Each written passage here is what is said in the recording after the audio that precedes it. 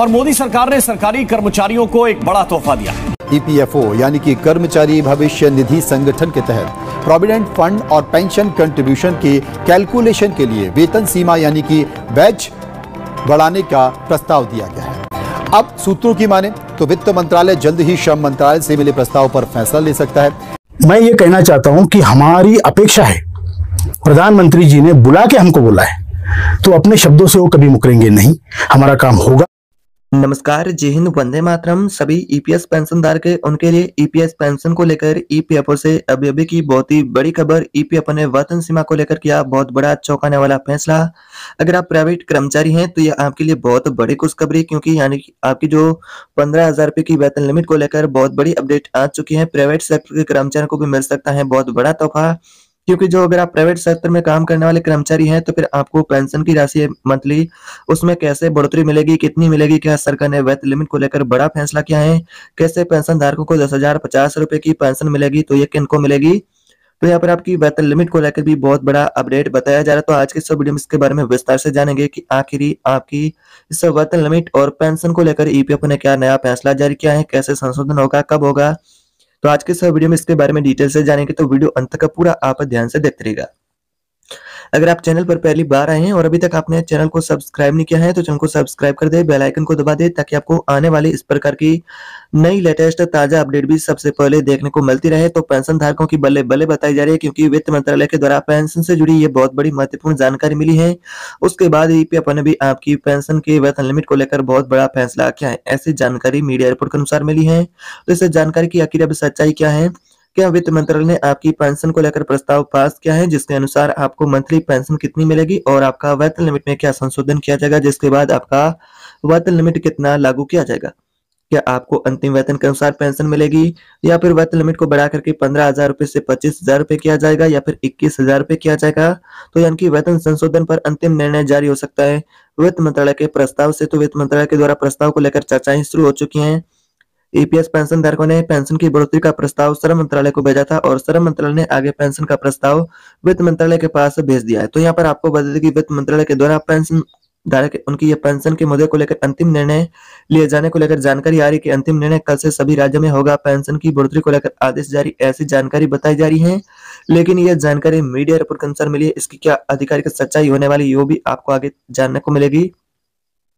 तो यहाँ पर मिनिमम पेंशन की राशि जो 1,000 रुपए की मिलती है उसे बढ़ा करके 7,500 प्लस डीए और मेडिकल का लाभ मिले, यह मांग पेंशन धारक कर रहे हैं, जिसको लेकर ऐलान बताया जा रहा है कि वित्त मंत्रालय के द्वारा इस पेंशन के मुद्दे को लेकर चर्चाएं शुरू हो चुकी हैं। मिनिमम ईपीएस की पेंशन की राशि जल्द आपको 7,500 प्लस डीए के साथ में मेडिकल और हायर पेंशन भी मिलना शुरू हो सकता है, क्योंकि मिनिमम पेंशन की बढ़ोतरी तय बताई जा रही है, क्योंकि पेंशन धारकों ने प्रस्ताव है जो कि पेंशन की बढ़ोतरी का वो प्रस्ताव सरकार ने यानी कि जो समीक्षा के लिए रखा हुआ है, यानी कि वित्त मंत्रालय के द्वारा पेंशन को लेकर कभी भी अंतिम निर्णय किया जा सकता है, क्योंकि पेंशन की बढ़ोतरी का प्रस्ताव पेंशन धारकों ने वित्त मंत्रालय के पास श्रम मंत्रालय के द्वारा भेज दिया गया है। तो यहाँ पर एक बार सभी पेंशन धारक के वीडियो पूरा ध्यान से देखते रहेगा। तो साथ में वेतन लिमिट के संशोधन को लेकर जानकारी मिली है कि आपका वेतन लिमिट संशोधन होता है तो फिर आपको पेंशन में क्या बदलाव देखने को मिलेंगे, वेतन संशोधन को लेकर क्या फैसला होने वाला है, कितना वेतन लिमिट लागू होने से आपको कितनी पेंशन मिलेगी, 10,050 रुपए की पेंशन किनको मिलेगी, इसके लिए आप सभी को क्या क्या यानी कि नियम शर्तें होगी उनको पूरा करना पड़ेगा। तो यहाँ पर वेतन संशोधन को लेकर बहुत बड़ी जानकारी बताई जा रही है। तो यहाँ पर वैकेंसी की बात करें ईपीएफओ की, तो यहाँ पर आपके जो वेज सेलिंग है उसको लेकर भी यानी कि जानकारी बताई जा रही है, जिसको लेकर अंतिम निर्णय लिया जा सकता है। जो आपका पीएफ फंड है जिसका और पीएफ का कंट्रीब्यूशन को लेकर यानी कि कैलकुलेशन को लेकर, जिसमें कि आपका वेतन लिमिट 2014 के अनुसार 15,000 रुपए है, जिससे बढ़ाने का प्रस्ताव दिया गया है। सूत्रों के हवाले से जानकारी आ रही है कि सूत्रों ने कहा है कि वित्त मंत्रालय से जल्दी आपके इस पेंशन के प्रस्ताव पर अंतिम निर्णय भी वित्त मंत्रालय ले सकता है, जिसके बाद आपकी पेंशन की राशि में इजाफा आपको देखने को मिलेगा। लेकिन अब जो आपका वेतन लिमिट है उसे बढ़ा करके कितना किया जाएगा, 21,000 रुपए किए जाने को लेकर पेंशन धारक मांग कर रहे हैं, 25,000 रुपए किए जाने को लेकर भी मांग जारी है। लेकिन सरकार ने अभी तक ये कंफर्म नहीं किया है कि आपका वेतन लिमिट है 15,000 रुपए से बढ़कर के एक्चुअली कितना किया जाएगा, जिसकी कोई कंफर्म अभी तक घोषणा सरकार से नहीं हुई। प्रस्ताव सरकार को सौंपा गया है। सरकारी नौकरी में जो कि आपकी एकीकृत पेंशन यूपीएस की लागू किए जाने के बाद पेंशनधारक की उनकी भी ये डिमांड बढ़ चुकी है कि सरकार यानी कि जो सरकारी कर्मचारी उनके लिए यूपीएस लागू किए हैं। तो यहाँ पर जो ईपीएस के प्राइवेट कर्मचारी उनके लिए भी नई पेंशन सरकार लागू करे। सरकार से अच्छी खबर को लेकर पेंशनधारक अब इंतजार में है कि सरकार कब भी इसको लेकर ऐलान करेगी। कर्मचारी भविष्य निधि संगठन ईपीएफओ की बात करें तो यहाँ पर पीएफ फंड और कंट्रीब्यूशन की कैलकुलेशन के लिए वेज आपका सीलिंग है उसको लेकर भी बढ़ाने का प्रस्ताव दिया गया है कि आपका 15,000 रुपए का वेतन लिमिट उसमें संशोधन करे सरकार। सूत्रों ने यह भी साथ में कहा है कि जल्द ही वित्त मंत्रालय इसको लेकर ऐलान कर सकता है, क्योंकि वित्त मंत्रालय से जल्दी श्रम मंत्रालय से मिले प्रस्ताव पर अंतिम निर्णय लिया जा सकता है।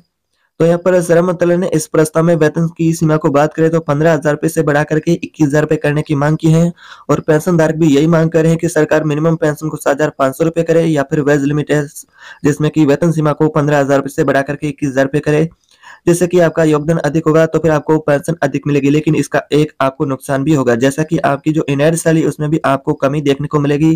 जैसा कि आपका वेतन लिमिट 21,000 रुपए लागू होता है तो फिर आपको पेंशन तो अधिक मिलेगी, योगदान तो आपका अधिक होगा, तो यहाँ पर आपका जो इनहेरिट सैलरी उसमें आपको कमी देखने को मिलेगी।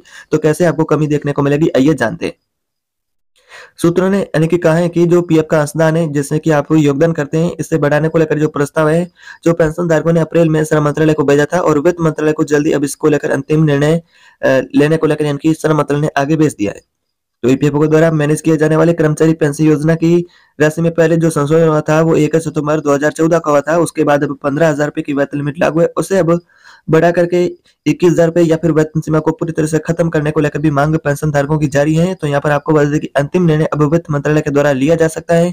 हालांकि प्रस्तावित बढ़ोतरी है जो कि प्राइवेट कर्मचारी है उनके लिए बहुत जरूरी मानी जा रही है, उनके लिए बेहतर साबित होने वाली है। यदि वेतन सीमा को 15,000 रुपए से बढ़ा करके 21,000 रुपए किया जाता है तो फिर प्राइवेट सेक्टर के कर्मचारी उनका योगदान है उस पर कई महत्वपूर्ण प्रभाव देखने को मिलेंगे, उनको भी राहत देखने को मिलेगी, क्योंकि आपका वेतन लिमिट है 15,000 रुपए के हिसाब से 21,000 रुपए होगा तो अधिक आपका ईपीएफ योगदान होगा तो फिर आपको अधिक पेंशन मिलेगी। लेकिन इसका बस यही आपको नुकसान है कि आपकी जो इनहेरिट सैलरी उसमें आपको कमी देखने को मिलेगी। कैसे की जाती है वर्तमान में ईपीएस पेंशन की गणना का, तो यहाँ पर पुराना फॉर्मूला है जिसके अनुसार आपको जो पेंशन की गणना की जाती है और पेंशन मिलती है, जिसमें कि आपका औसत सैलरी है और आपने कितने समय तक योगदान दिया है और संतोष से बात करने पर, जो कि वही पुराना वाला फॉर्मूला है जिसके माध्यम से आपको पेंशन दी जाती है। फिलहाल जो कि आपका सर्विस माना जाता है अधिकतम 35 साल, और यहाँ पर इस हिसाब से देखा जाए तो आपको अधिकतम पेंशन 7,500 रुपए ही मिल पाती है। लेकिन अब ये मांग बढ़ चुकी है पेंशन धारकों की कि इस वेतन लिमिट है 15,000 रुपए की उसे बढ़ाए या फिर खत्म किया जाए। कर्मचारी की अंतिम वेतन के अनुसार पेंशन की गणना की जाए ताकि पेंशन धारक उनको बेहतर पेंशन मिले। साथ में मेडिकल की सुविधा को लेकर भी पेंशन धारक मांग करे उनको अच्छी फैसिलिटी की मेडिकल की सुविधा मिले, ताकि वो बुजुर्ग लोग हैं जो अपना आसानी से जीवन यापन कर पाए और उनका परिवार है उनको भी साथ में मेडिकल का लाभ मिले। तो यहाँ पर ये मांग पेंशन धारक उनके द्वारा की जा रही है मेडिकल की सुविधा को लेकर और मिनिमम पेंशन की बढ़ोतरी को लेकर।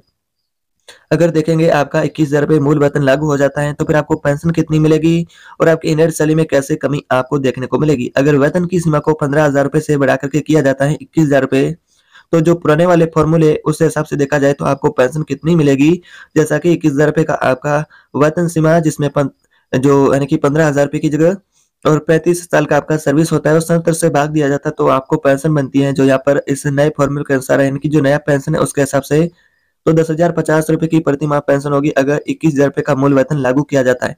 यानी कि नए नियमों के बाद कर्मचारियों को हर महीने 2,550 रुपए की एक्स्ट्रा पेंशन भी मिलेगी। हालांकि ये बात ध्यान देने की है आपको, क्योंकि जो नियम चेंज हो गए तो फिर आपकी जो इनहेरिट सैलरी उसमें आपको कमी थोड़ी देखने को मिलेगी अभी के मुकाबले। यानी कि जो नए नियम लागू होंगे तो यहाँ पर आपका ईपीएफ और ईपीएस के लिए ज्यादा कटौती होगी तो फिर आपको इनहेरिट सैलरी में आपको कमी देखने को मिलेगी। तो इस तरह की आपके लिए फिलहाल ताजा जानकारी होने वाली है। नई जानकारी के लिए इस तरह की और अपडेट पाना चाहते हैं तो चैनल को सब्सक्राइब कर बेल आइकन को दबा दें ताकि नई वीडियो और ताजा पेंशन जुड़ी अपडेट होगी मिलती रहेगी। तो फिलहाल सरकार ने इसकी कोई पेंशन की बढ़ोतरी को लेकर कंफर्म घोषणा नहीं की है कि इतनी आपकी पेंशन बढ़ेगी। जैसे ही नया ताजा अपडेट मिलेगा चैनल पर आपको पहले मिलेगा तो सब्सक्राइब जरूर कर दीजिएगा।